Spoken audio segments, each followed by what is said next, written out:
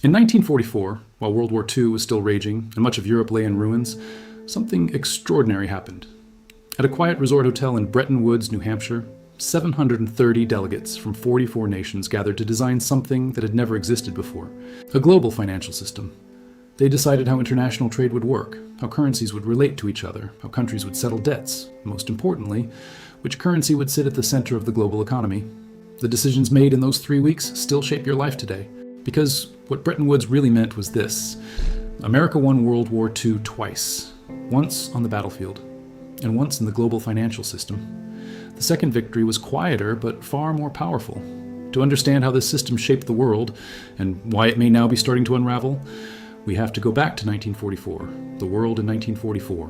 By the end of World War II, the old global order had collapsed. Europe was devastated. Britain, which had dominated global finance for nearly 2 centuries, was bankrupt after years of war spending. France was shattered. Germany was about to become rubble. Japan was nearing defeat. The Soviet Union had lost 27 million people and massive industrial capacity. The European empires that once dominated global trade were finished. But one country stood completely different: the United States. Unlike Europe, American territory had not been bombed. Its factories were intact and operating at full capacity. For 4 years, American industry had been producing ships, tanks, aircraft, weapons, and supplies, not only for the US military, but for its allies as well. By 1944, the United States produced around half of the world's entire economic output. Half. And it held 2/3 of the world's gold reserves. No nation in modern history had ever achieved such economic dominance so quickly. The American negotiators arriving at Bretton Woods understood exactly how powerful their position was: the battle over the global currency. At the conference, 2 visions for the future financial system emerged.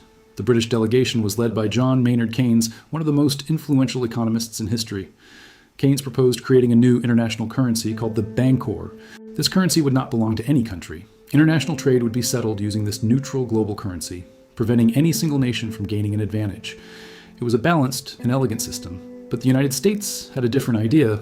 Why create a neutral system when you could build one around your own currency? The American negotiator Harry Dexter White proposed a much simpler arrangement. Every currency in the world would be tied to the US dollar, and the dollar itself would be tied to gold at $35 per ounce. Any country holding dollars could exchange them for gold from the United States. In effect, the dollar would become as good as gold, but more practical for global trade. Keynes immediately understood the implications.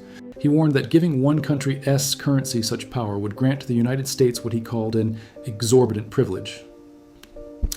Because if the world needed dollars to trade, the United States could print money, run trade deficits, borrow cheaply, and consume more than it produced while the rest of the world financed it. But the reality was simple.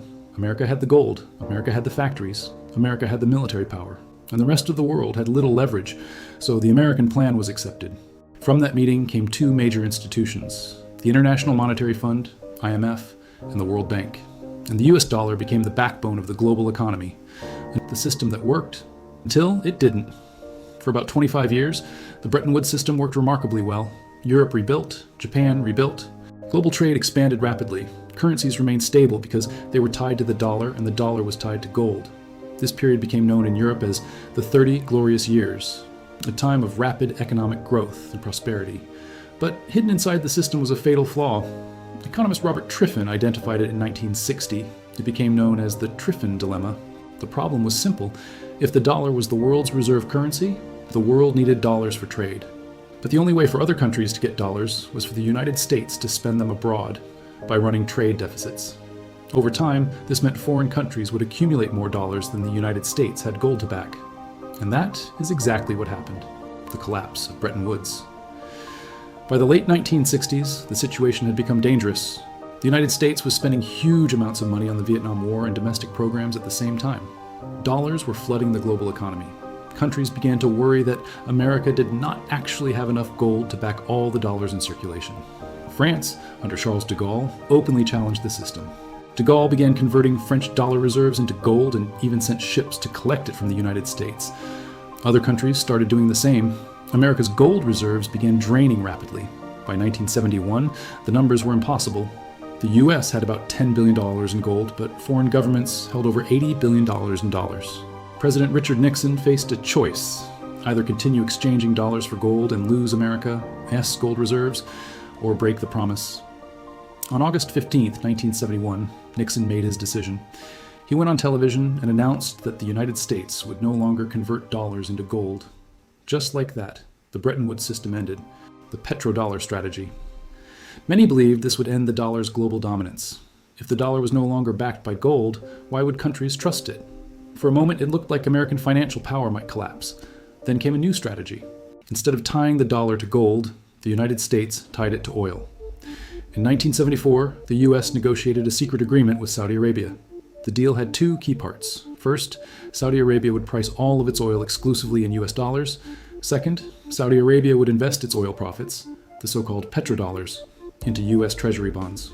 In return, the United States would provide military protection, security guarantees, weapons, and political support. Soon other OPEC countries followed. Within a few years, almost all global oil was priced in U.S. dollars. This changed everything. Because if every country needed oil, and oil could only be purchased in dollars, then every country in the world needed dollars. The dollar was no longer backed by gold. It was backed by the most important commodity of the industrial age, energy. The hidden advantages? This system gave the United States enormous advantages. Countries around the world sold goods to America and received dollars in return. Instead of spending those dollars immediately, they stored them in central banks as reserves, often investing them in U.S. government debt. This meant the United States could borrow more cheaply than any other country. It could run trade deficits for decades, and it could consume more than it produced. In simple terms, America received real goods, cars, electronics, clothing, technology, and paid with its own currency. That is the exorbitant privilege many countries complained about. The system begins to change. For nearly 50 years, the system held. But recently, cracks have begun to appear. One reason is the weaponization of the dollar. In 2022, after Russia invaded Ukraine, Western countries froze about $300 billion in Russian central bank reserves held in the global financial system. For many countries, this sent a clear message. If you fall into conflict with the United States, your dollar reserves could be frozen. That realization pushed several countries to start reducing their dependence on the dollar. The rise of de-dollarization. This shift is often called de-dollarization. But it does not mean the dollar will collapse overnight. Instead, it means a gradual erosion of the dollar's central role. Countries are exploring alternatives. China has built its own international payment system. Russia and China increasingly trade using ruble and yuan instead of dollars. The BRICS nations are discussing alternative financial systems. And central banks around the world are rapidly increasing their gold reserves. Even Saudi Arabia has signaled that it may accept currencies other than the dollar for oil sales in the future. These are small changes individually, but together they represent something important. The world is slowly preparing for a future where the dollar is still powerful, but no longer dominant. The future. The system built at Bretton Woods shaped global economics for nearly 80 years. It allowed the United States to run the world's reserve currency, finance enormous spending, and maintain extraordinary global influence. But systems like this rarely last forever. If the shift away from the dollar continues, the transition will not happen suddenly. There will be no dramatic announcement. Instead, it will happen slowly, through small changes in trade, finance, and geopolitics. One day, the world may wake up and realize that the system built in 1944 has quietly faded.